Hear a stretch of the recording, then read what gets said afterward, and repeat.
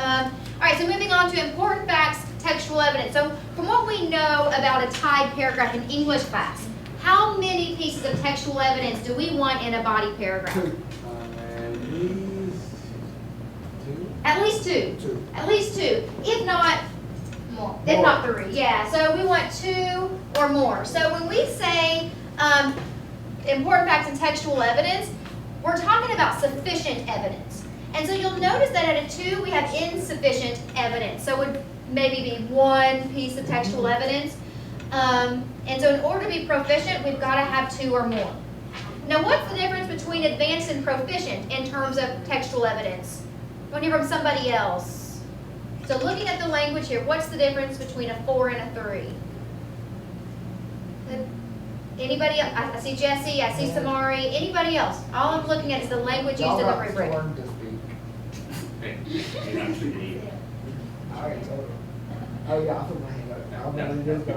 Okay, thank you. So what's the difference between a 4 and a 3 in terms of textual evidence? Okay. Okay, stop talking. A 4, they like picked a good thing to quote. And then a 3, I mean, it's relevant, but it's not the best. Perfect explanation. And so it's this right here, well chosen, but notice Isaiah didn't even say well chosen. He used his own words. They picked a really good piece of textual evidence. In both cases, the evidence is relevant, which is great. So then how would you score a 1 for textual evidence? What do you think, Samari?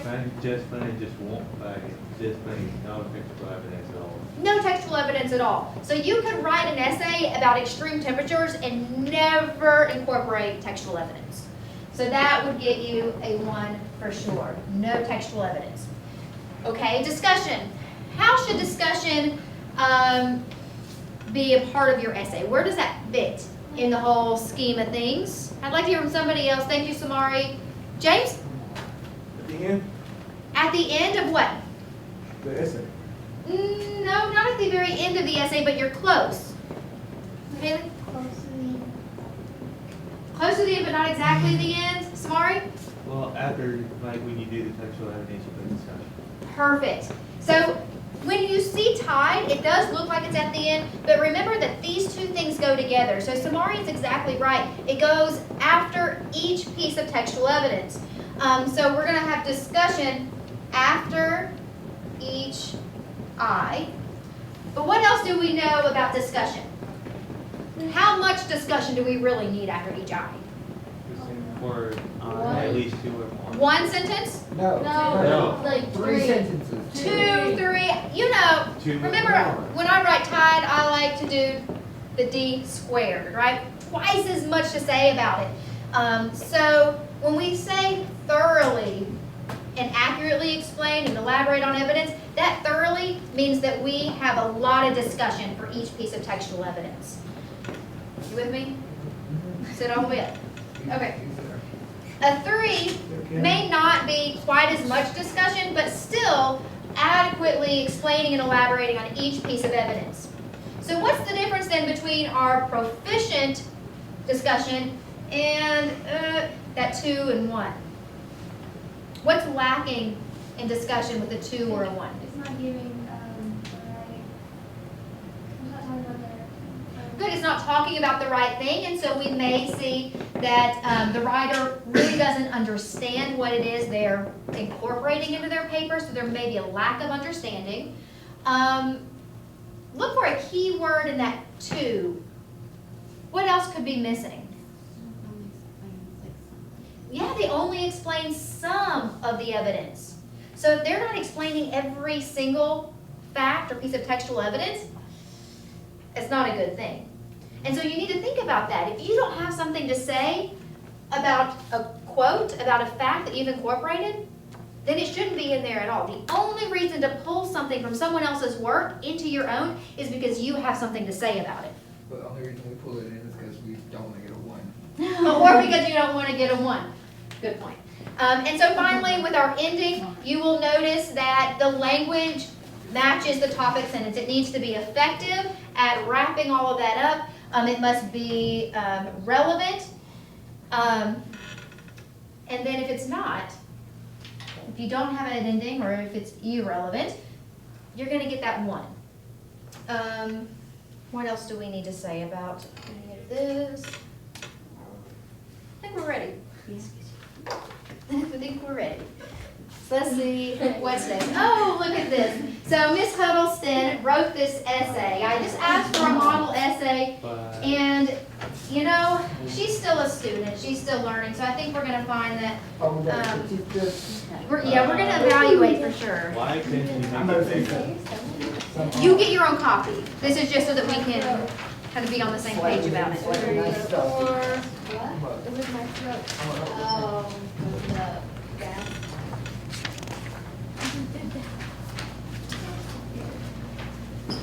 Alright, so I'm going to read this one time through, and I'm going to label it as I go.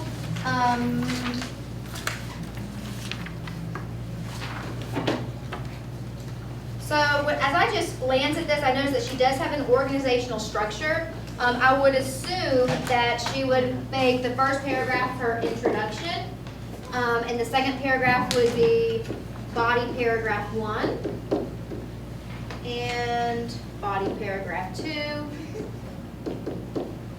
and then hopefully she ended with some sort of conclusion. And so I would encourage you guys to make those notes as well on yours, because we will be evaluating body paragraph 1 and body paragraph 2 here in a little bit, so it'll make it easier if you have those labeled. So the human body is affected by extreme temperatures such as hot and cold. All right, so initial impressions. How did Miss Huddleston do? She did good. Really good. Pretty good, right? Pretty good. But we need to look more closely. We need to look much more closely. We're going to use the rubric first to evaluate body paragraph 1. And in order to do that, we need to first identify the purpose of each sentence within this paragraph. So for example, first sentence says, encountering extreme heat causes the body to work hard to prevent bad reactions. What is the purpose of that sentence? Brianna? What's the purpose of that first sentence? To grab the reader's attention. To get the reader's attention? So, good idea. To give the readers some information about the heat wave and how to fight. Okay. Explain what this is going to be about. Okay, well, once again, we're not looking at the introductory paragraph, we're looking at body paragraph 1. I So- thought we were getting interested. Yeah, we're still looking at body paragraph 1 here, guys. So, encountering extreme heat causes the body to work hard to prevent bad reactions. So she's talking about heat, she's talking about causes to the body. What is the purpose of this first sentence? They talked about the To tell you what's happening in the paragraph. Good, to tell you what's happening in the paragraph, to tell you what the whole paragraph is about. And so in that case, this is a topic sentence. Okay, let's look at the next one. It says, according to the article Heat Wave, the time period from 1936 to 1975 included the deaths of 20,000 American people from the effects of heat and solar radiation. Okay, what is the purpose of that sentence? What is the author, Ms. Huddleston, doing in that sentence? eye. How do you know it's an I? How do you know that second sentence is an I? She's using the quote. She's using a quote. So we see the quotation marks here around the article's title. We see quotation marks here around a quotation. Anything else? Any other clues that this is important textual evidence and not just a discussion, not just her own ideas, her own words? Give you the the deaths and 20,000. Good. So she has specific figures, and we just read those texts again, so we know that that information comes from that text set. Anything else? What about this right here? According to the article.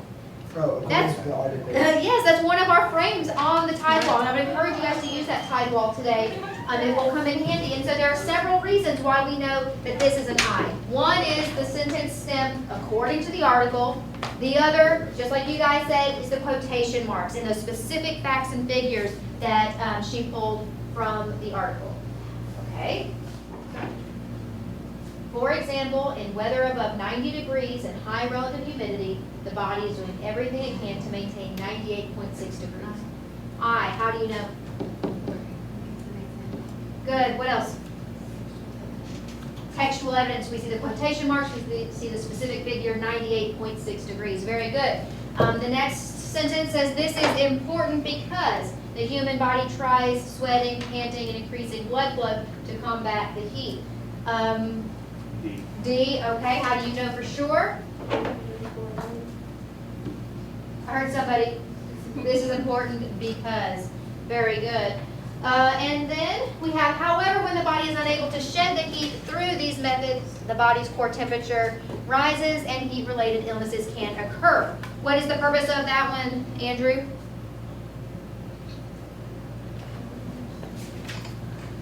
you like to call a friend? Yeah? Can anybody help him out? What is it? D. So once again discussing that same piece of textual evidence. And finally, we've come to the end. We could go ahead and just figure that Ms. Huddleston is right on it and give her credit, but let's make sure. Thus, too much heat can have extremely negative effects. Does that sum up everything this paragraph is about? Yeah. Oh, yes, sorry. Okay. That's it. Yes, no, maybe? Well, she's talking about too much heat. She's talking about the negative effects. At the beginning of the paragraph, she told us that heat causes the body, to work hard to prevent bad reactions, and here she's talking about those negative effects. So I think she does a good job here. I think that this last sentence does function as an ending, Good as a job. concluding sentence. So, okay. So topic sentence. Is her topic sentence, we know she has one. So is she proficient or advanced? And I want to see fingers up in the air. If you think that she is advanced for her topic sentence, give her a 4. If she is proficient, give her a 3. I don't want to see this. I want to see this or this. And I'm You seeing, can't tell what figure I'm seeing a lot of 4s actually. Yeah, A lot she of did. 4s. She did, good job. And you know what? I would agree with you.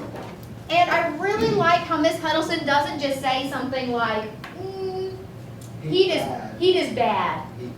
Yeah, he's bad.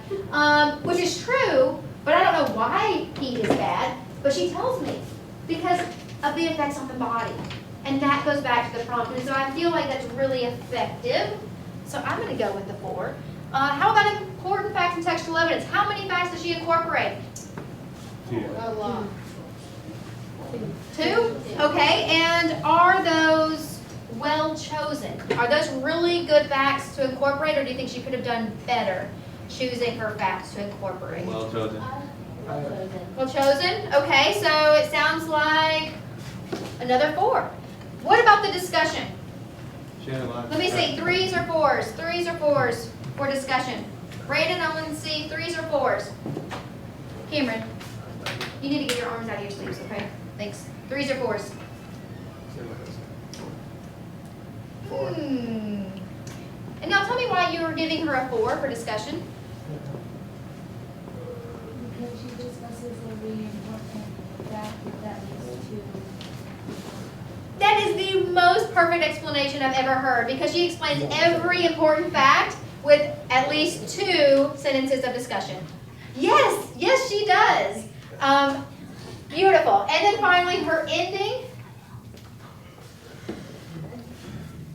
She has one. We said that she wraps it up. She goes back to that topic sentence and restates it. So what do we give her? Let me see fingers. I'll give her a 4. Yeah. 4s.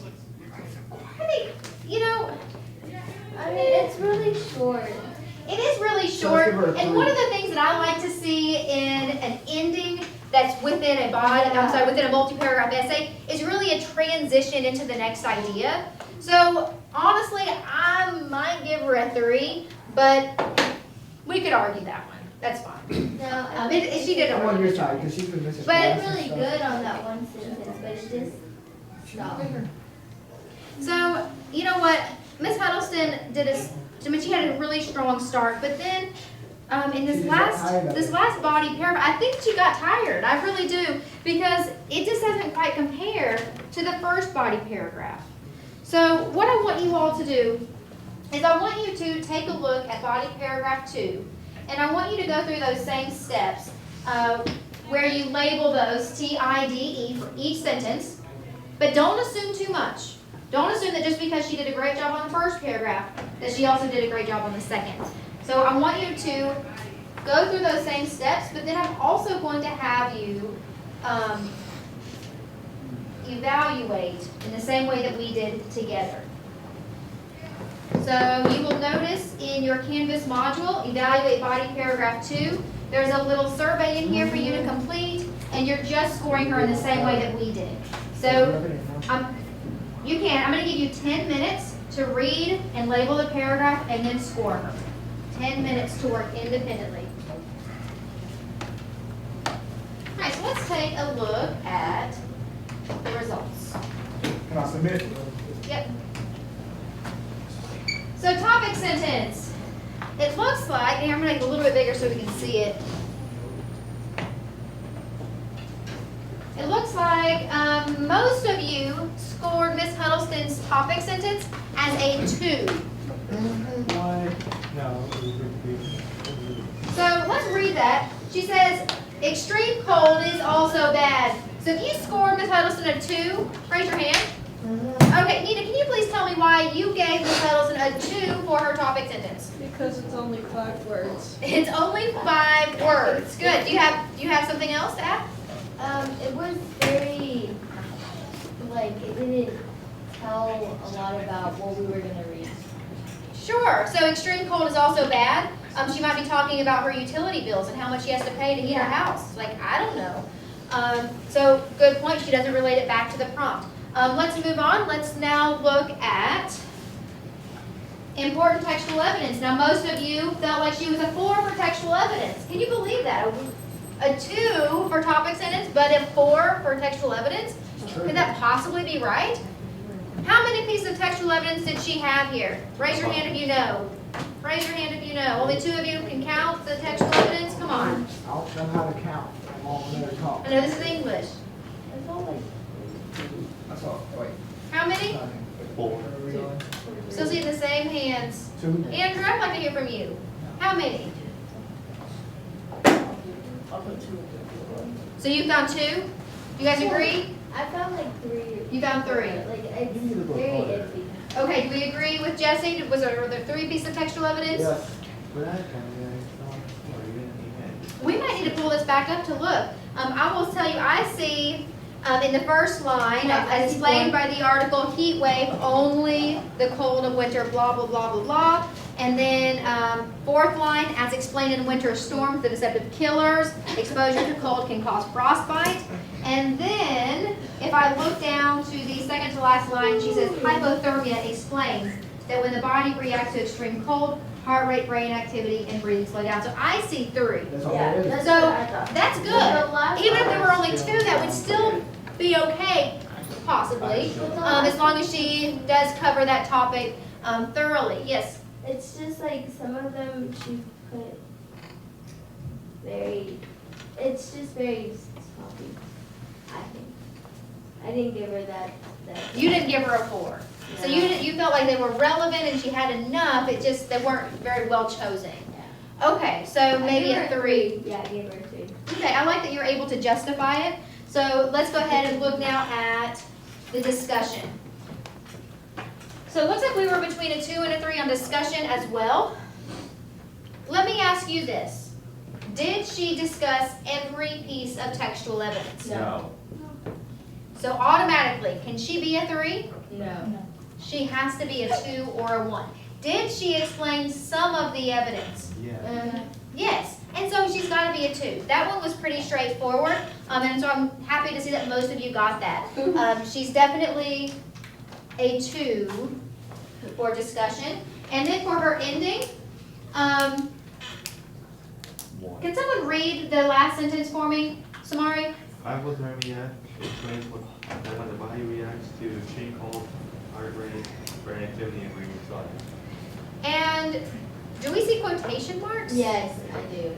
That's, Yeah. Should we ever end a No. paragraph with a quote? I gave her a 2 on that. No. No. And so Jesse gave her a 2, which I think was generous because it's not an ending sentence. It's not a concluding sentence. It is an I. There is no ending. And so what should we give her? What? Oh, sorry, Miss Huddleston. But it just doesn't on count. purpose. I don't think she did it on purpose. You think so? Yeah, No? just to make I it don't. think. I think she did. Because she did so well on the first one, and then it just went. You know, but she still had some strengths in there. Yeah. So the next thing that you're going to do in Canvas in just a moment, so keep your computers closed for now while I'm explaining the assignment. But you're going to use the rubric that you see on the board, and you're going to use that first body paragraph as a model, and you're going to rewrite body paragraph 2 so that it contains all the elements of a well-organized and well-developed type paragraph. So let's review. Topic sentence, was it good? Yeah. No. No. No. Okay, so maybe she needs to revise Yes. the T. Code is bad. Important facts and textual evidence, was she good there? Yeah. Okay, what was wrong with her discussion? She didn't discuss evidence. She didn't discuss all pieces of evidence, so which one does she need to go in and discuss? Last one. The last one, so she needs a discussion here. Okay, and then what about her ending? She needs one. She definitely needs one, and so she needs to tack on an ending.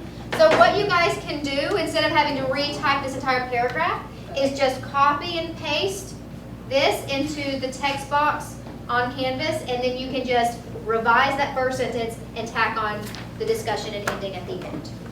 You guys have 20 minutes to work on this, and then we are going to do our